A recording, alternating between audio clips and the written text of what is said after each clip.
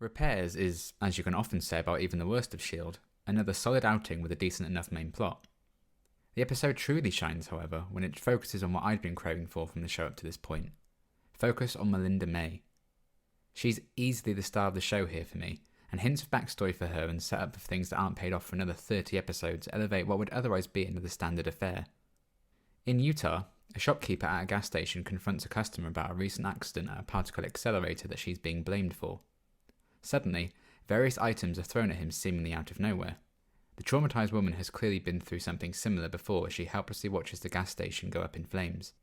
Ward and May are still hooking up after the last episode and hiding this from the team.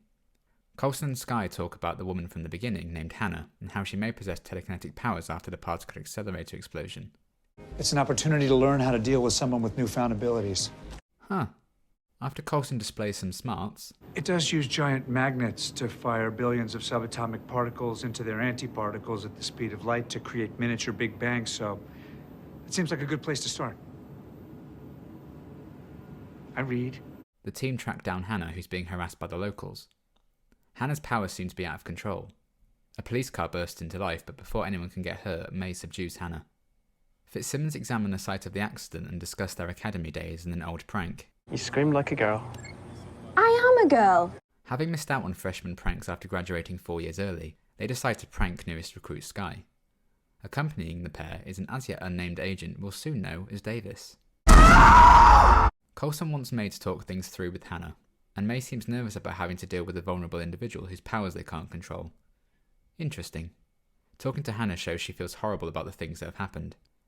The bus kids discuss May and her mission in Bahrain when Skye reveals she doesn't know where her nickname of the cavalry came from. Fitzsimmons sees the opportunity and make up a story.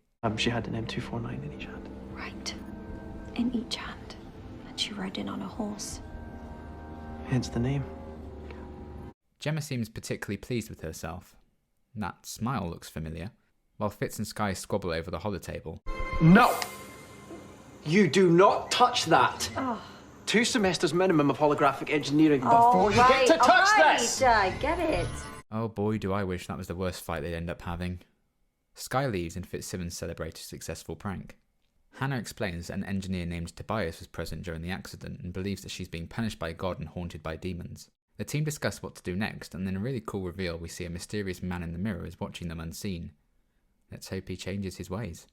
Skye and May clash over the latter's treatment of Hannah while an object mysteriously falls off Coulson's shelf. Skye and Ward talk about May.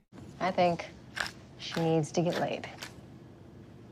While Ward corrects Skye about the false story Fitzsimmons gave them about Bahrain. The knife he was using has mysteriously vanished. Skye discovers Tobias had filed 3 complaints to Hannah's department about the accelerator in the past month. Fitz plans his next prank while the mysterious man stalks him. Gemma works out the accelerator explosion seemingly opened a window to another world or dimension when the man, who's actually Tobias, attacks her before cutting off the bus's power and sending it crashing down. The bus crashes on the nearby field. Another happy landing. And Skye asks for a chance to talk to Hannah and comfort her. Fitz has been locked in a cupboard with the knife Ward had misplaced. This is not funny, Gemma. Ward and Gemma track him down and fill him in while Tobias takes out the plane's communications. In a really nice scene, Skye tries to reassure Hannah that she isn't to blame for what's happening to her as they talk about Skye's time in the orphanage and if she, like Hannah, believes in God. That's the version I like. God is love. The thing that holds us together. And if that's true, I don't think he would punish you for making a mistake. May overhears this conversation before taking over watch. Fitzsimmons and Ward discuss their belief that the lab Hannah and Tobias worked out were trying to make a portal to another dimension following inspiration from the events of Thor the Dark World. Tobias locks Fitzsimmons in while Ward looks around. Fitzsimmons, trapped in a sealed metal room, plead for Ward to help them. Let's try not to feel too sad about this foreshadowing, shall we? Tobias knocks Ward out with a wrench and doesn't seem to be a fan of whatever's happening to his body. Skye expresses more frustration to Coulson about May, who corrects her yet again about the real story of Bahrain, revealing May went through trauma that even he doesn't know about. Did you lose anyone in there? Herself. That's a gut punch moment right there. Very interestingly, since the two have been at odds all episode, Coulson notes that prior to Bahrain, May was a lot like Skye. Tobias appears and demands Hannah to be let out of the room, stopping him getting to her, locking Coulson and Skye in.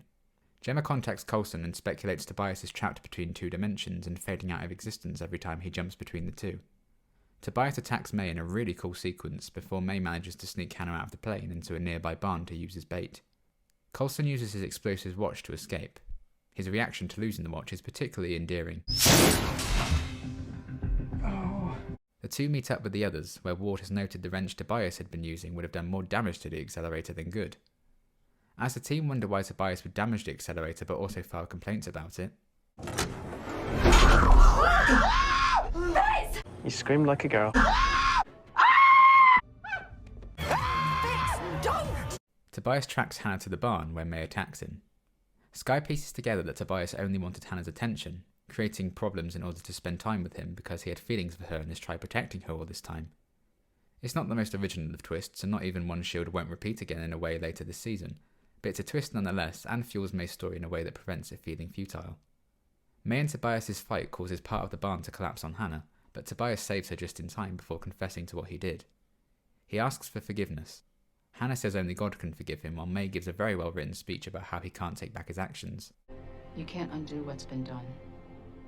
That will be with you forever. But trying to hold on to this life, clinging to the person you thought you could be, that's hell. Moments like this are easily the best parts of the episode. As the team arrive, May tells Tobias the best thing he can do is let Hannah go, and he does so. I love the shot of him holding Hannah's hand as he vanishes. May tells Coulson she talked Tobias down using the words he'd said to her that day in Bahrain, setting up some future heartbreak for us. Thanks, Agents of S.H.I.E.L.D. You have to let the girl go, Melinda. You did good. Let the girl go. Let the girl go, Tobias. Skye praises Coulson for not giving up on May, noting he wanted her on his team to see if the person she once was could still be in there. Coulson praises her in return for how she treated Hannah, and once again I'm very emotional about their precious bond that must be protected at all costs. The episode ends with a lovely character moment where Skye asks to keep May company for the flight ahead. May says nothing, but you can tell she agrees to it and things are smoothed over between the two, a real testament to Ming's performance. In a very cool transition, the bus takes off and melts into the S.H.I.E.L.D. logo. In the most wholesome tag of all time, the team are playing Scrabble, and I'm once again amused by how a show is obsessed with the word aglet. Fitz appears, having been pranked during his sleep. Everyone denies involvement while May listens in on them and smiles, revealing her as the culprit. I adore this so much. May's character has so much heart and warmth, and moments like this are really great examples of it. All in all, Repairs is another good episode. Not the best we've seen so far, and certainly not amongst the best that's yet to come, but still a fun ride. The plot with Hannah and Tobias isn't particularly special or new, but serviceable, and is made worthwhile by how it's tied to revelations about May's character. The Fitzsimmons pranking story is again not the most essential of plots the show's had, but I appreciate any Fitzsimmons screen time that I can get, and the lightheartedness probably stops the episode getting a bit too deep when the last 10 or so minutes play out. There were some wonderful character moments between Skye and Hannah, Coulson and Skye, Coulson and May, Skye and May, and, well, May in general, really. I'm glad we've finally gotten an episode where May gets some focus and really shines. Repairs does a lot to lay groundwork for future flashbacks and moments where May shows how much warmth there really is to her character. Those moments definitely allowed the episode's main plot to not feel too generic. Hannah was a decent enough character and I rooted for her, though I could see whether Tobias actually loved Hannah thing may not be to everyone's tastes. We had some beautiful writing, particularly the Skye and Hannah scene and May's speech to Tobias, and there were some excellent moments of direction. And have I mentioned how wholesome the tag scene is? Look at her smile! Adorable. But don't tell her I said that, she'd kick my ass.